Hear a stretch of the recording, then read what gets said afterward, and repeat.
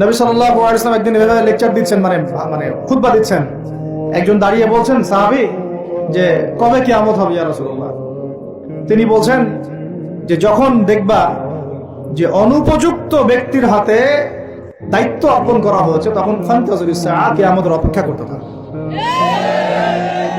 আমরা এই যুগে বাস করতেছি না? এমন কোনো পাপ নাই এই শহরে হচ্ছে না। মূল পাপ কয়েকটা হচ্ছে। এক নাম্বার হচ্ছে শিরক। কি হচ্ছে? তারপরে হচ্ছে প্রতারণা, তারপর হচ্ছে জুলুম, প্রচুর জুলুম।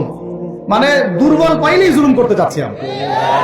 যদি দেখি ও আমার চেয়ে একটু দুর্বল, আমি জুলুম না করলে পেটের ভাত হজম হচ্ছে না। জুলুম করাটাকে আমরা ক্রেডিট মনে করি যে আমি জিতে গেলাম। আরে ভাই, কালকে আমাদের মাঠে কি হবে আপনার আমার অবস্থা?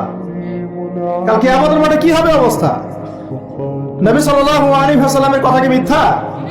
তিনি বলছেন কি আমাদের মাঠে বহু মানুষ উঠবে উহুদ পাহাড়ের সমান নেকি নিয়ে। একেবারে উহুদ পাহাড় দেখছেন আপনারা? কেউ অনলাইনে দেখে নেন। বিশাল পাহাড়। জানাজার নামাজে শরীক হইলে 1 কেরাত নেকি হয়। 1 কেরাত মানে 1 উহুদ পাহাড় সমান। আর মাটি দিয়ে আসলে আরেক কেরাত নেকি হয়, মানে আরেকটা উহুদ পাহাড়ের সমান। উহুদ পাহাড়ের সমান আরো উঁচু উঁচু নামাজের নেকি, যাকাতের নেকি, হজের নেকি, উমরার নেকি নিয়ে উঠবে বহু মানুষ। আমরাই হয়তো বা তারা, আল্লাহ পাক আমাদেরকে মাফ করবে। ওঠার পরে বহু মানুষ সামনে দাঁড়ায় থাকবে।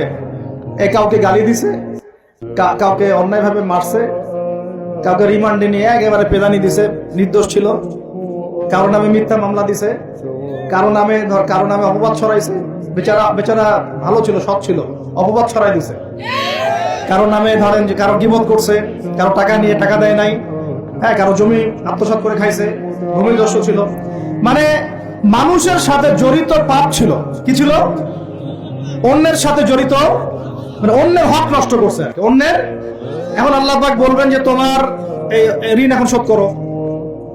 ওই দিন তো ঋণ শোধ করার কোনো বুদ্ধি আছে? বুদ্ধি নেই। এখন কি পদ্ধতি?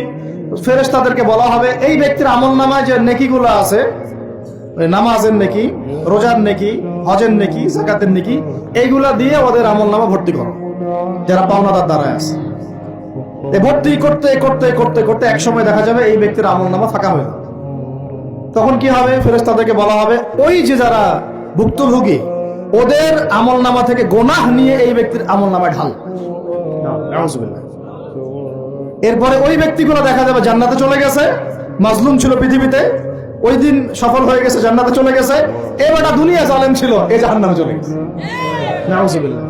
আল্লাহ পাক আমাদেরকে এরকম মানুষের হক নষ্ট করা থেকে হেফাজত করেন।